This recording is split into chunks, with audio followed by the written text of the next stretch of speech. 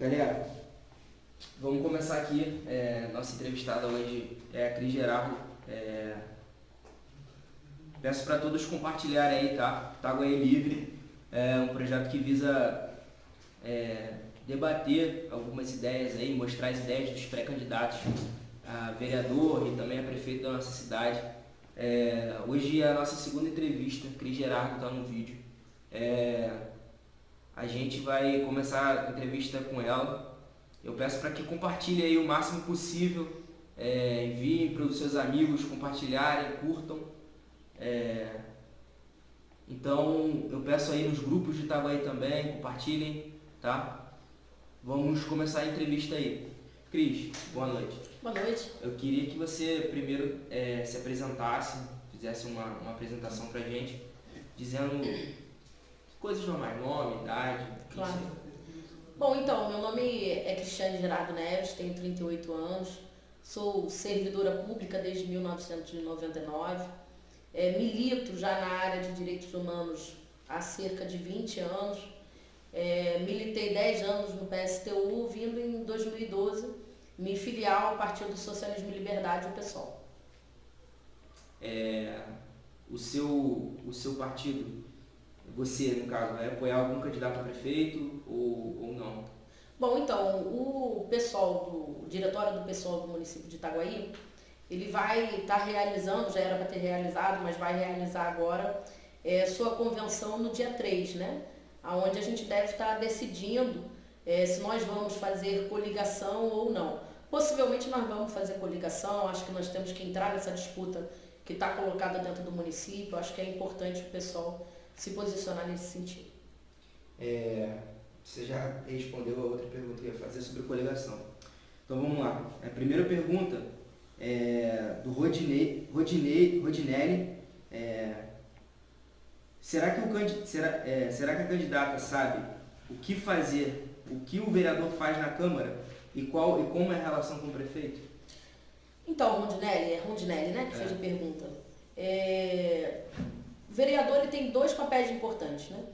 Um dos papéis importantes é propor projetos de leis que tragam benefício ou ampliação do acesso aos serviços públicos dentro da Câmara de Vereadores. E a outra tarefa, que para mim é a principal tarefa, é fazer a fiscalização das ações do Executivo, né? Ou seja, fiscalizar as ações do prefeito. Essa, sem dúvida, é a maior tarefa do vereador, principalmente no que diz respeito ao orçamento das políticas públicas, né? Notadamente como a saúde, a educação e a política de assistência social, que tem o seu orçamento vinculado constitucionalmente e que o prefeito tem parâmetros mínimos a aplicar do orçamento nessas políticas. Então, são essas duas atribuições ao vereador, né? Tanto propor leis como verificar o cumprimento das leis pelo executivo do município. Obrigado, Cris. A gente tem uma outra pergunta aqui, que é da Mariana Ribeiro, tá? Ela quer saber quais são as propostas de pré-candidata para a saúde municipal. Bom, então, a saúde municipal passa por uma crise, né? É fato dentro do município, existem falta de insumos básicos, falta de profissionais, o hospital não consegue deslanchar na sua proposta do tratamento curativo dentro da população. Então, assim, o que eu me proponho, né, e eu acho que todo pré-candidato a vereador tem que se atentar nesta questão da saúde pública, que sem dúvida nenhuma é a principal crise hoje para a população de Itaguaí, é principalmente verificar a aplicação dos recursos, né? Porque você tem que ter uma lógica de prioridade na aplicação dos recursos, né?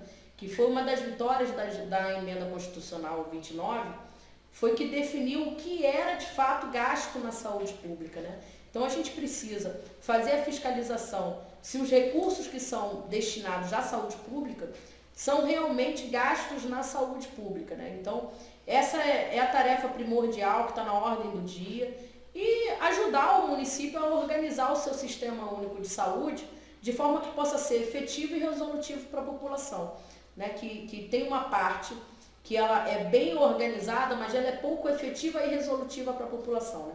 Acho que são esses dois parâmetros que a gente pode tomar. Obrigado. Uma próxima pergunta da Priscila Lousada. O que te motivou a ver a vereança em Itaguaí? Bom, então, eu cheguei no município de Itaguaí num momento extremamente crítico, né, onde existia uma greve dos servidores públicos pelo não cumprimento da lei. Fui muito bem acolhida aqui no município, né, e foi uma cidade pela qual eu me apaixonei, né. Então, assim, o que mais me motivou foi justamente ver que essa população passou pelo que passou justamente pela falta de uma Câmara de Vereadores que assumisse a sua tarefa principal, né? E durante um longo período ela ter ficado absolutamente num total descalabro, né? Com um município totalmente acéfalo, justamente pela falta da ação dos vereadores do município. Então essa sem dúvida foi o que mais me indignou e foi o que me moveu a estar me colocando dentro desse desafio que é ser uma pré-candidata no município de Itaguaí. Obrigado, Cris. Só dizendo, essa pergunta foi feita online aí na nossa live, tá, galera? Quem quiser pode mandar perguntas aí online que a Cris tem certeza que ela vai agradecer e vai responder com carinho. Alex Otam, uma outra pergunta aí da live aí. O que a senhora, sendo vereadora, faria na questão LGBT em Itaguaí? Bom, a questão LGBT tem que avançar, né? Na verdade, o município não faz esse debate, é uma realidade, ele não propõe espaços públicos de debate sobre os direitos LGBT. O município ele poderia já ter núcleos de atendimento específicos, né, que pudesse verificar os direitos dessa parcela dessa sociedade. Então, sem dúvida nenhuma, um dos principais caminhos a ser tomado dentro da questão LGBT é você debater o combate à violência, que hoje está na ordem do dia, né? Cada vez mais crescem os números de casos de homofobia, aqui no município não é diferente, e é preciso se debater, né? E a gente combate a homofobia principalmente combatendo esse preconceito, combatendo as raízes desse preconceito, né? Então, os LGBTs do município de Itaguaí precisam se organizar, precisam apresentar a sua pauta de reivindicação, e o legislativo não pode continuar fingindo que os LGBTs de Itaguaí não existem. Eles existem, eles precisam ter políticas públicas específicas, eles precisam ter garantido seus direitos, eles precisam ter a sua cidadania plena. E o legislativo ele tem muito a contribuir nesse sentido. Obrigado, Cris.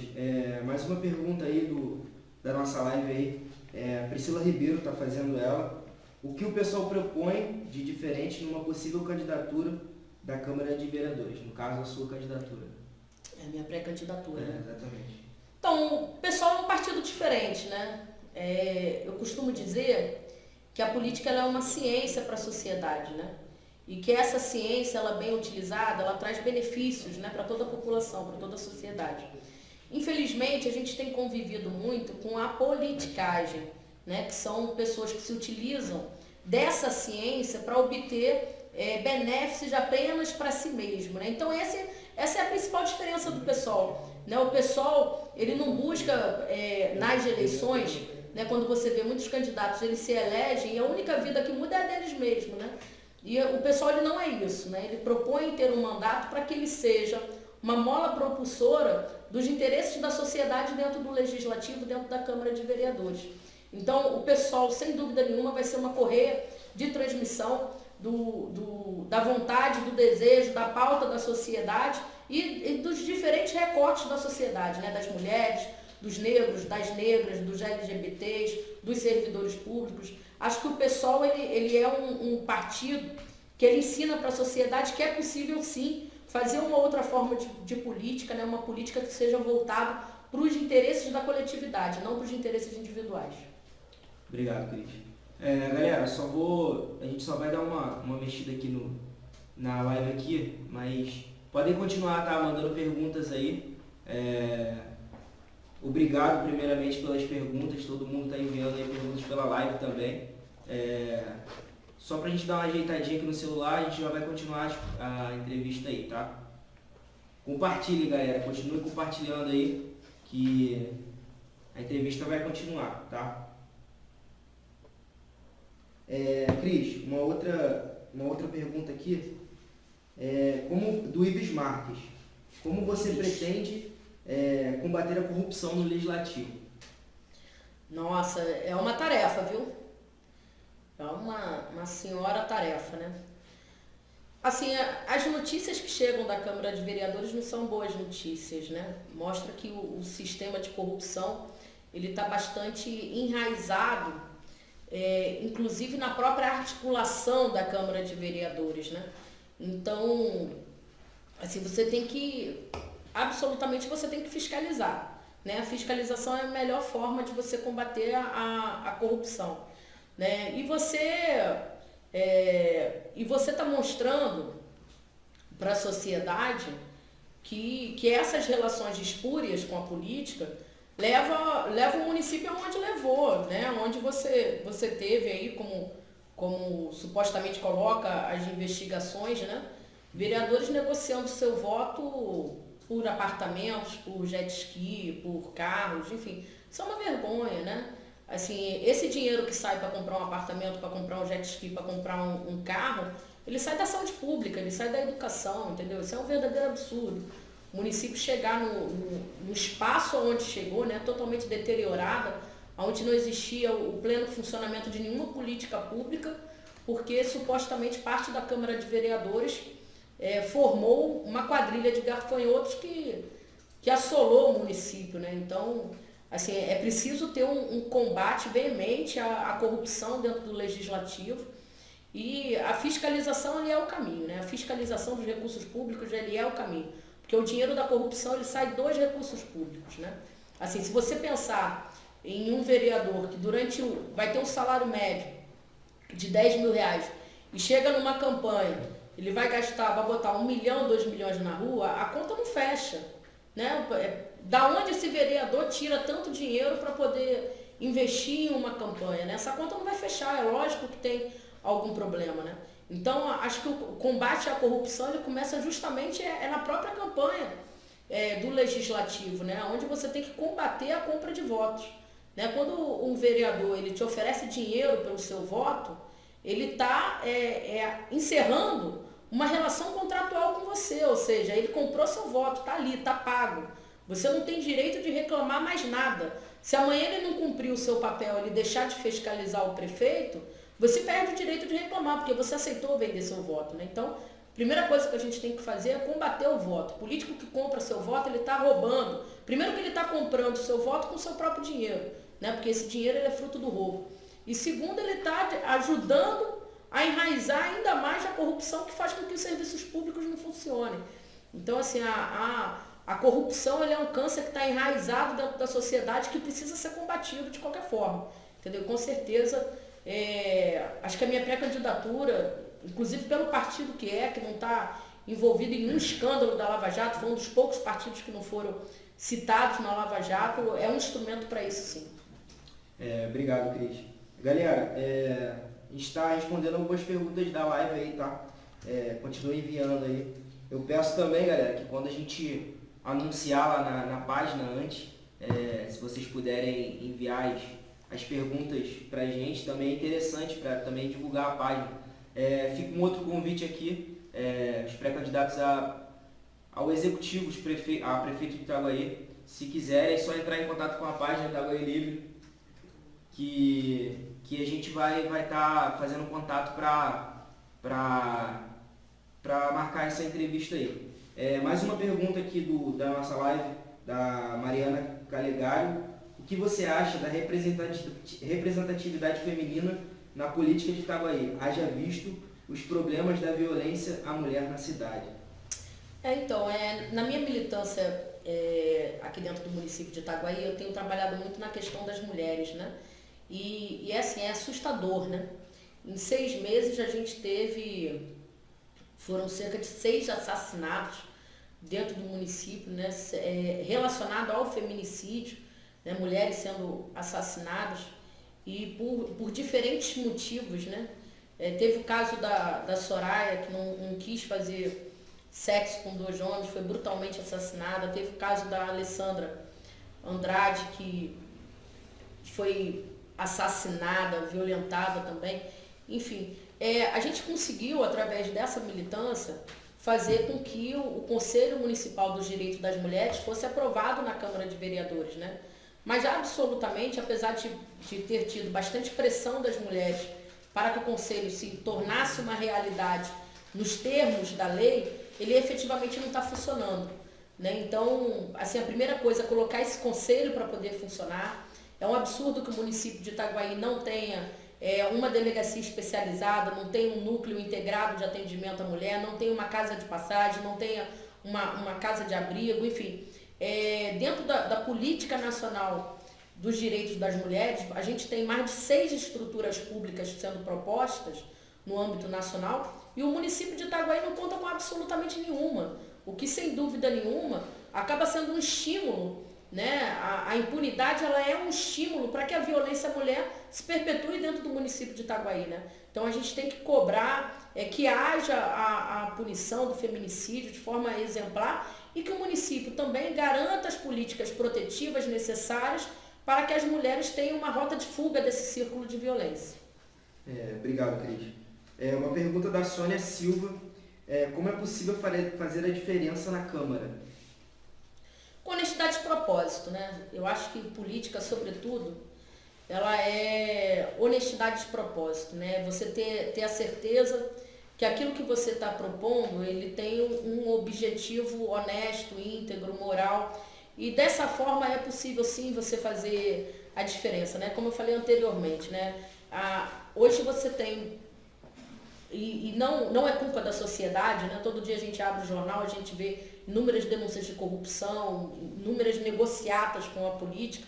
Hoje a gente tem uma criminalização da política enquanto ciência, né? E a política é uma ciência muito boa, a política ela é uma ciência muito boa, ela é uma ciência para a coletividade, que ela tem que ser explorada para o bem da sociedade, né? Então é possível, quando você entra para dentro de uma Câmara de Vereadores com honestidade de propósito, né?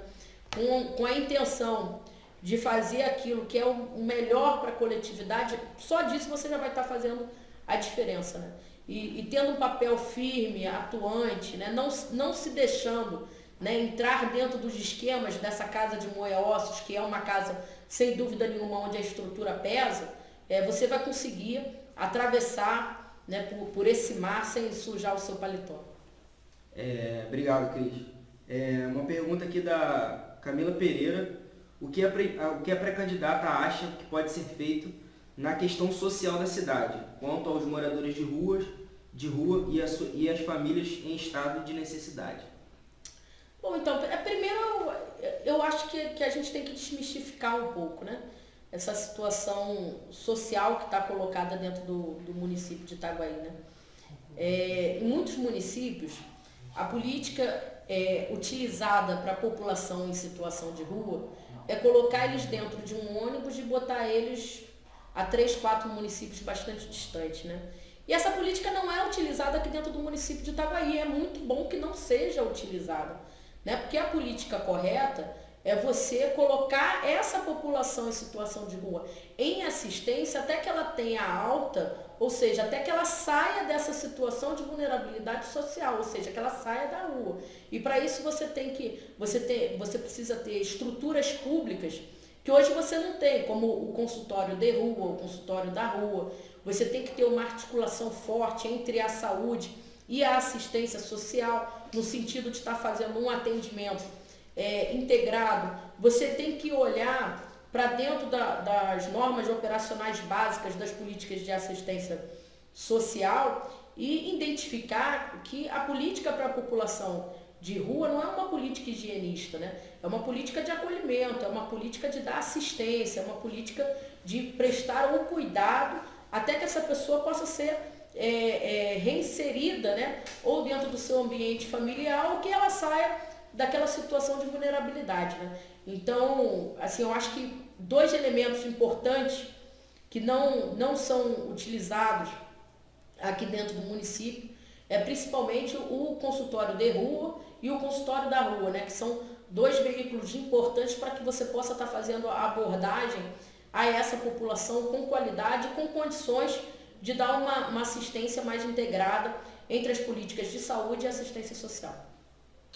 Obrigado, Cris. Galera, a nossa última pergunta aí, tá? Da Sônia Silva também. Queria agradecer todo mundo que tá compartilhando, tá mandando os recados aí na live, tá curtindo aí, mandando as perguntas também. É muito importante, galera, pra gente isso. A gente só tem a agradecer. Itaguaí Livre vem com justamente esse intuito de levar informação, as ideias de todos os candidatos que a gente vai entrevistar aqui para a população em geral. Nossa última pergunta da Sônia Silva é: o que te impulsionou à vida pública? Nossa, foi tanta coisa. Assim, o meu primeiro contato com a política, né, eu tinha 18 anos, eu fui visitar minha mãe, saí de casa muito cedo, e eu fui visitar minha mãe e eu vi alguns gays, lésbicas, enfim, distribuindo flores, né, e era um ato contra a violência que tinha sofrido um jovem gay, né, ali naquela área mesmo, né, na área de Botafogo, né.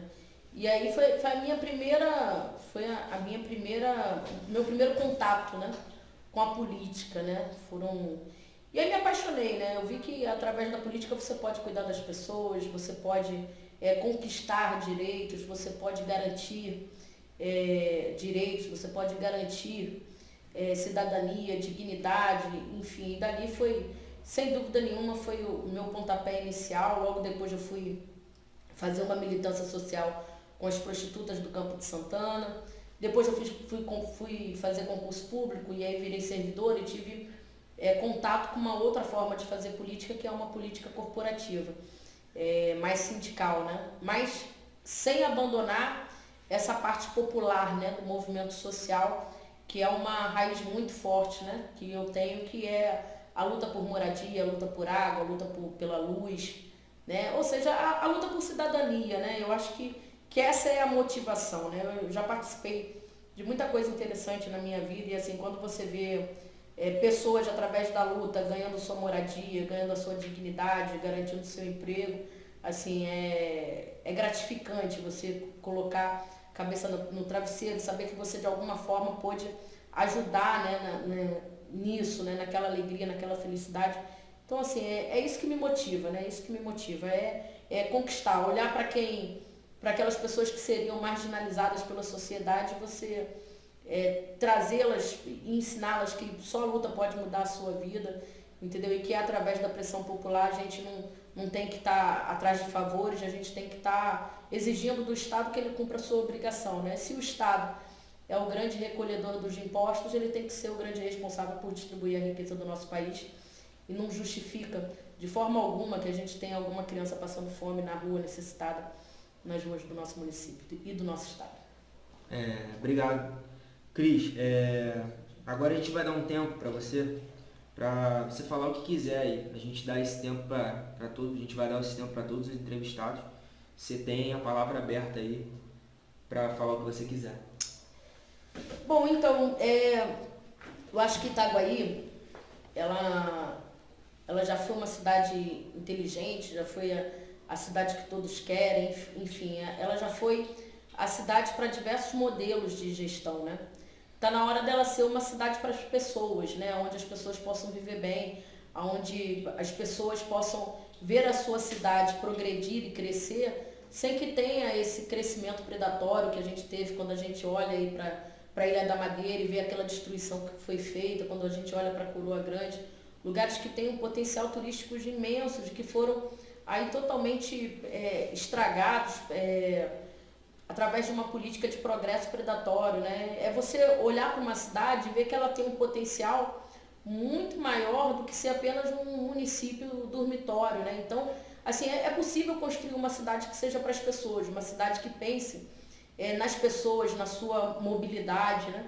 Itaguaí tem um potencial incrível para o ciclismo, né? Para a mobilidade pela bicicleta, é preciso que seja explorado isso, né? A gente não pode, de trocas em trocas de gestões, a gente vê obras sendo feitas onde a sociedade não é consultada, se aquilo é a sua prioridade naquele momento, né? Então, enfim, é esse município que eu venho, né? Que eu quero ajudar, que eu quero contribuir de alguma forma, né? Fazer com que Itaguaí seja uma cidade para as pessoas, onde as pessoas possam viver felizes, viver bem, entendeu? E não precisem estar indo para outro município para conseguir emprego, ou para conseguir estudar, entendeu? que seja uma cidade que possa lhe dar a cidadania plena. Eu acho que esse é o esforço e é isso que eu venho contribuir aqui para a população do município de Itaguaí. Cris, a gente agradece muito, tá, a sua entrevista.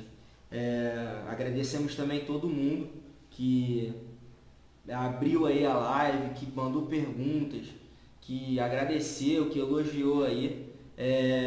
Sem vocês a gente não é ninguém, tá? A gente pede para compartilhar esse vídeo já. O vídeo da live vai estar no Facebook. A gente também vai jogar o vídeo também para o YouTube. A gente já vai fazer um canal do Itaguaí Livre, tá?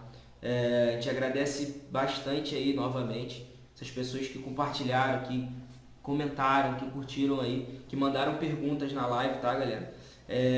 O nosso próximo pré-candidato vai ser o Fábio Maza, vai ser na terça-feira, tá? A gente agradece muito aí para todo mundo, tá? A gente vai subir esse vídeo depois pro YouTube, para quem quiser depois conferir. Até a qualidade do vídeo vai ser um pouquinho melhor, do áudio também. Então, eu agradeço muito aí, o pessoal do equipe aqui do Itaguaí Livre agradece muito quanto a isso aí tudo, tá? Obrigado aí, galera. Até a próxima.